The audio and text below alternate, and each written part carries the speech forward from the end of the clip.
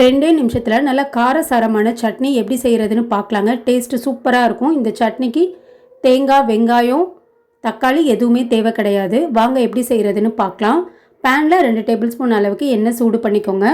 3 பல் பூண்டு, காரத்துக்கு வரமிளகா நான் 4 எடுத்திருக்கேன். உங்கள் காரத்துக்கு தகுந்த அளவுக்கு சேர்த்துக்கோங்க. இந்த அளவுக்கு மிளகாய் நல்லா உப்பி வந்ததுக்கப்புறம் 1/4 கப் அளவுக்கு ஃப்ரெஷ்ஷான பொட்டுக்கடலை எடுத்துக்கோங்க. பொட்டுக்கடலையும் நல்லா எண்ணெயில் வதக்கிடுங்க. ரொம்ப கருக விட்டுற வேணாம். இந்த அளவுக்கு கலர் மாறினதுக்கப்புறம் மிக்ஸி ஜாரில் சேர்த்துக்கலாங்க. இது கூட புளி நிறையா சேர்த்துற வேணாங்க, கொஞ்சமாக சேர்த்துக்கோங்க.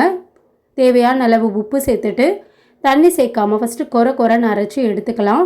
அதுக்கப்புறம் 1/4 டம்ளர் அளவுக்கு தண்ணி சேர்த்துட்டு நல்லா மைய அரைச்சி எடுத்துக்கலாங்க.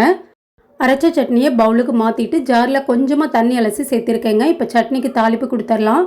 பேனில் கொஞ்சமாக எண்ணெய் சேர்த்துட்டு கடுகு, உளுத்தம்பருப்பு, கருவேப்பிலை சேர்த்திக்கலாங்க. ரொம்ப சூப்பரான சட்னி ரெடி. ட்ரை பண்ணி பாருங்கள்.